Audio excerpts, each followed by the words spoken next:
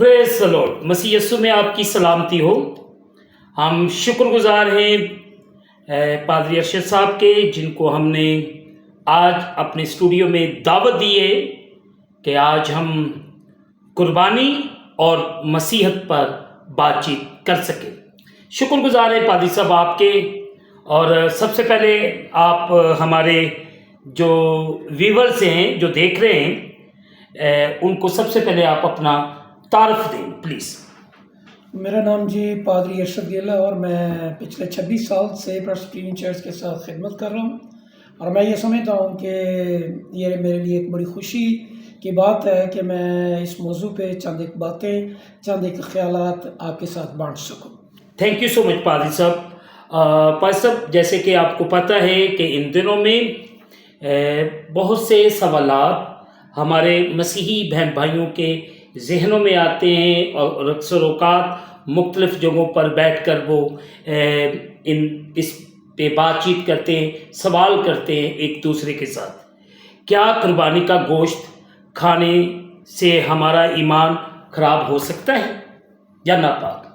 इससे पहले कि हम कुर्बानी के गोश्त खाने की बात करें या ईमान के ख़राब होने के बारे में सीखें, सबसे पहले ज़रूरी बात यह है कि हम इस सवाल को जो बुतों की कुर्बानी के गोश्त के हवाले से है उसको जानने की कोशिश करें, क्योंकि इसके जाने बगैर हम इन सवालों का जवाब नहीं दे सकते। क्योंकि without context we can not understand the Bible. क्योंकि खुदा का कलाम जो है वो उसके पस मंज़र में जो बातें हैं वो हमें सीखने की ज़रूरत है।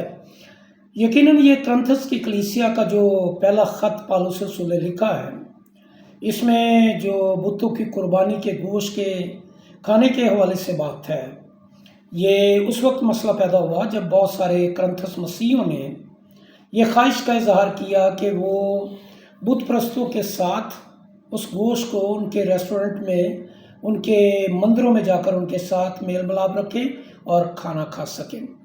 और ये भी बताता चला जाऊँ कि ये यहूदी नहीं थे, ये बुनियादी तौर पर कुरिन्थस मसीही थे जो बुत परस्ती से मसीहत में आए थे।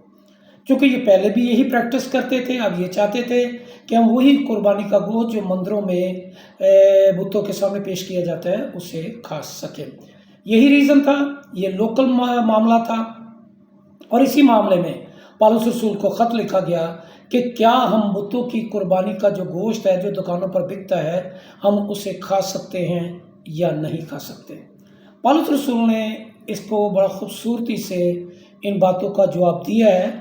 और शुरू ही में उसके 8वें बाब की पहली आयत में पौलुस रसूल का जो पहला ख़त है, अगर उसका 8वां बाब उसकी पहली 13 आयत पढ़ें तो वहाँ पे लफ्ज़ का आगाज़ बुत परस्ती के बारे में बयान किया गया और वो गुफ्तगू का ये लफ्ज़ पेश करता है। और ये 3 हवाले बाइबल मुक़द्दस में मौजूद हैं जिनमें बुत परस्ती के हवाले से, गोश्त के हवाले से बात की गई है। अगर पौलुस रसूल का पहला ख़त उसका 8वां बाब और पहली 13 आयत, फिर 10वां बाब और उसकी पहली से 24वीं आयत है, फिर 23 से 34वीं आयत, ये तमाम तर जो हवाला जाते हैं ये बुतों की कुर्बानी और गोश्त के हवाले से बात बताते हैं।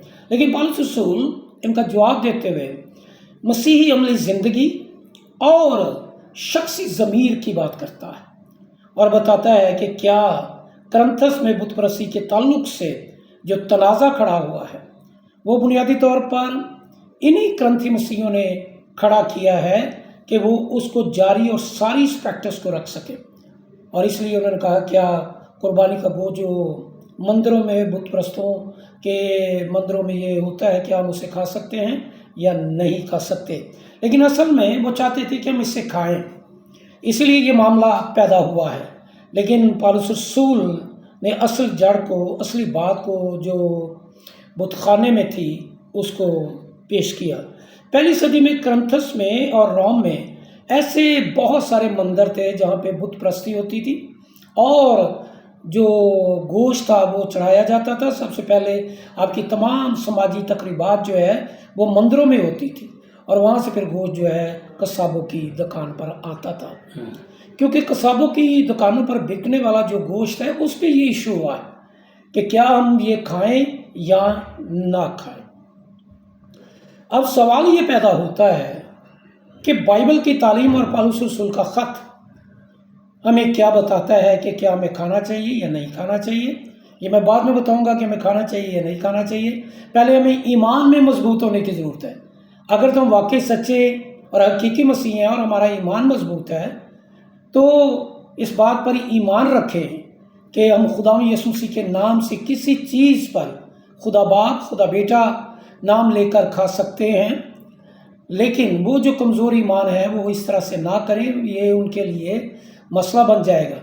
और यहाँ पे जो बात आजकल चल रही है हमारी कलीसियों के दरमियान, और बहुत सारे पासबान लोगों को मना करते हैं कि ये जो कुर्बानी हमारे मुसलमान भाई करते हैं इनको नहीं खाना चाहिए, ये कुर्बानी का गोश्त आपको नापाक कर सकता है, ये और बहुत सारी बातें हैं। मैं अपने उन बहनों भाइयों को ये बताना चाहता हूँ कि देखिए, आप खाएं या ना खाएं कोई मसला नहीं, इट्स अप टू यू।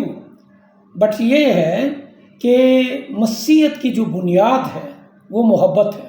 आमीन। और पौलुस रसूल इसी मोहब्बत की बुनियाद पर लोगों को समझाने की कोशिश करता है कि हमें मोहब्बत से लोगों को जीतना है, ना कि नफ़रत से। यहाँ पे जो मसला आजकल बना हुआ है कि जी हमारे मुल्क में लोग कुर्बानी का गोश्त खाते हैं या नहीं खाते, मैं आपको फोर्स नहीं करता और ना ही मैं ये कहता हूँ कि आप खाएं, ज़रूर खाएं, लेकिन बाइबल को इस तरह से बुनियाद ना बनाएं। बाइबल की बुनियाद मोहब्बत पर है और हमें मोहब्बत बांट कर लोगों को जीतना है, ना कि नफ़रत से। दूसरी बात यहाँ पर जो बड़ी अहम बात है वो ये है कि ये पहली सदी की बात है, करंथस की कलीसिया की बात है। पौलुस ने जब ये ख़त लिखा है तो उस वक़्त बुत परस्तों की कुर्बानी के हवाले से बात की गई है, लेकिन इस्लाम की कुर्बानी 635 का अपनी में नज़र आती है। और यहाँ पे मैं ये कहना चाहता हूँ कि हकीकी तौर पर हमें इस कुर्बानी के बारे में सीखने की ज़रूरत है। अगर आप में मोहब्बत नहीं, अगर आप लोगों से प्यार नहीं करते, लोगों की इज़्ज़त नहीं करते, लोगों को तरजीह नहीं देते, तो याद रखें हम अभी तक सच्चे और हकीकी मसीही नहीं हैं। दूसरी बात जो मैं यहाँ कहना चाहता हूँ वो ये है कि खुदावंद यीशु मसीह ने तमाम खानों को पाक किया है। अगर आप मरकज़ का अंजीली बयान और उसका 7वां बाब देखें और उसकी 19वीं आयत में यीशु मसीह ने खाने को पाक और साफ करार दिया है। अगर आप पढ़ना चाहें तो ज़रूर पढ़ सकते हैं यह हवाला, क्योंकि खुदावंद ने तमाम खानों को जो है वो पाक करार दिया है। यह आप पे है कि आप खाना खाना चाहते हैं, नहीं खाना चाहते, गोश्त कुर्बानी का खाना चाहते हैं या नहीं खाना चाहते, it's up to you. But ये है कि मसीह ने तमाम खानों को पाक ठहराया है। इसलिए हमें कभी भी हमें ऐसी बात नहीं करनी चाहिए जो दूसरों के लिए तनकीद का, तासुब का, इंतशार का बाइस हो। हमें मोहब्बत बांटनी है, वो कुर्बानी का गोश्त हो या कोई और पहलू, हमें सारी चीज़ों को पस्से पर्दा डालकर सबसे पहले मसीह की मोहब्बत का इजहार करना है। Praise the Lord.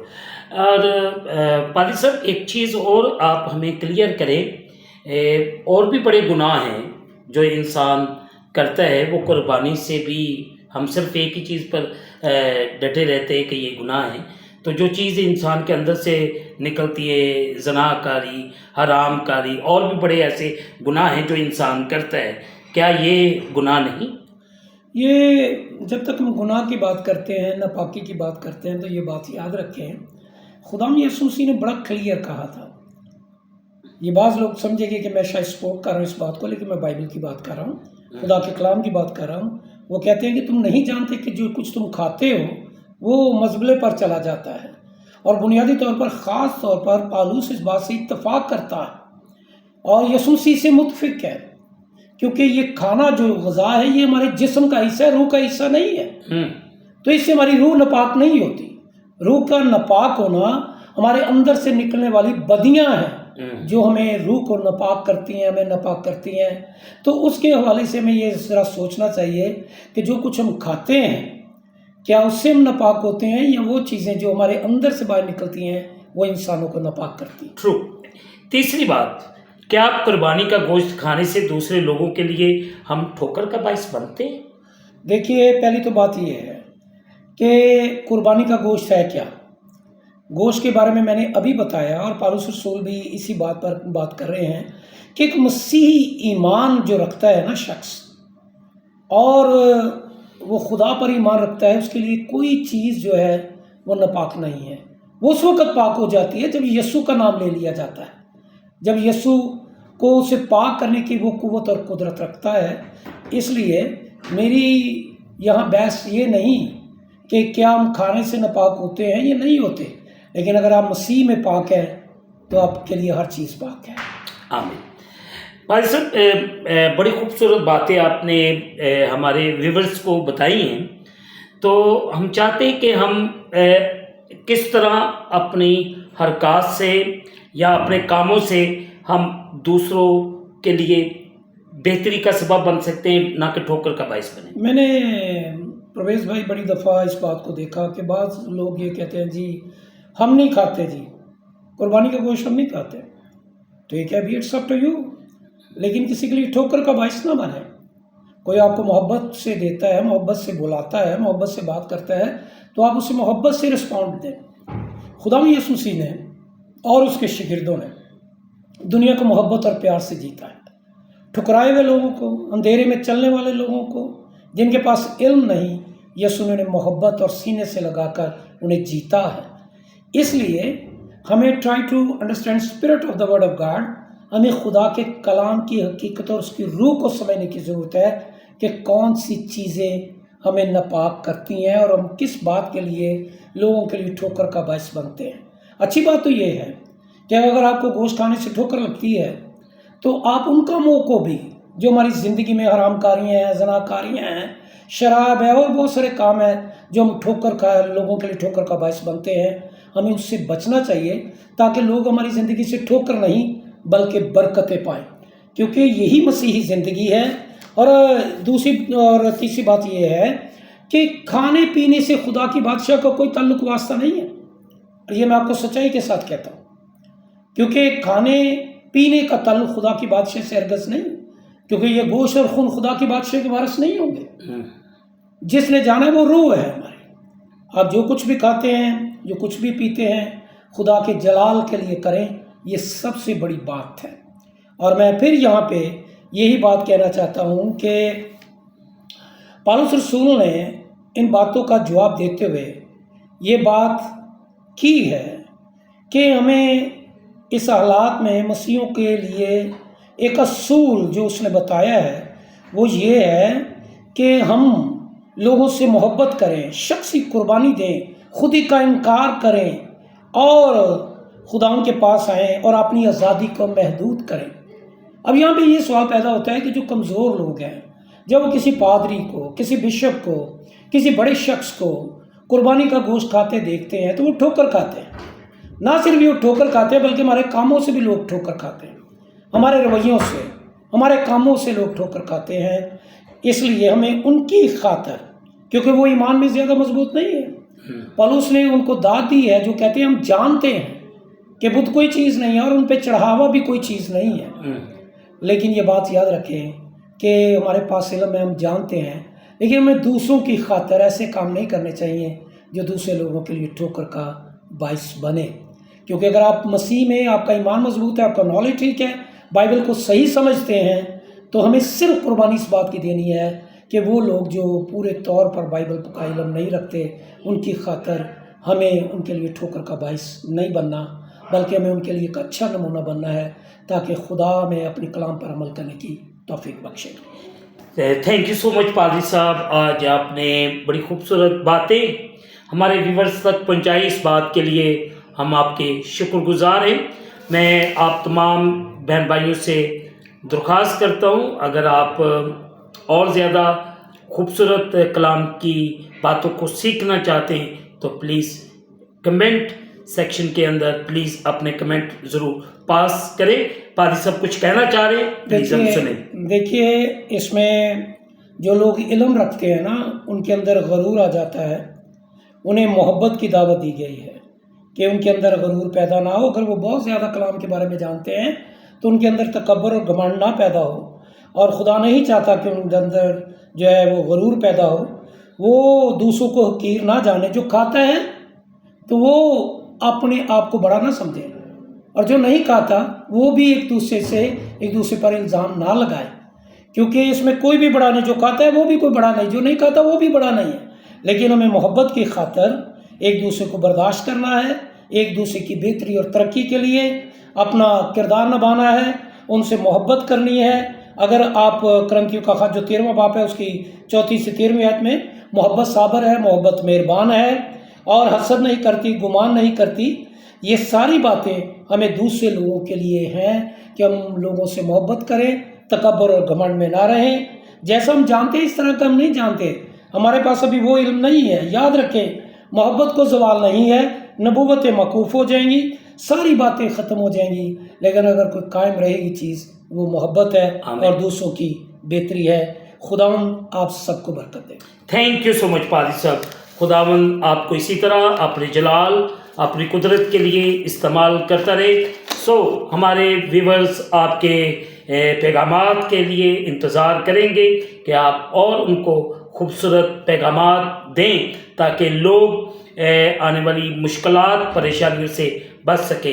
तो आखिर में व्यूवर्स आपसे दरख्वास्त करते हैं कि आप इस पैगाम को ज़्यादा से ज़्यादा शेयर करें अपने दोस्तों के साथ, अपने रिश्तेदारों के साथ, और जितना भी आप शेयर कर सकते हैं ज़रूर शेयर करें ताकि हमारे लोग हर किस्म के गुनाह से बच सकें। तो आखिर में यही कहना चाहता हूँ कि आप इस चैनल को सब्सक्राइब करें, लाइक करें, शेयर करें और बेल आइकन को प्रेस करना ना भूलें। जैसे ही आप बेल आइकन को प्रेस करेंगे इस चैनल पर बनने वाली हर एक नई वीडियो की नोटिफिकेशन आपको बर वक्त मिलेगी। खुदावंद आपको और आपके घरानों को बड़ी बरकत अता फरमाए। आमीन।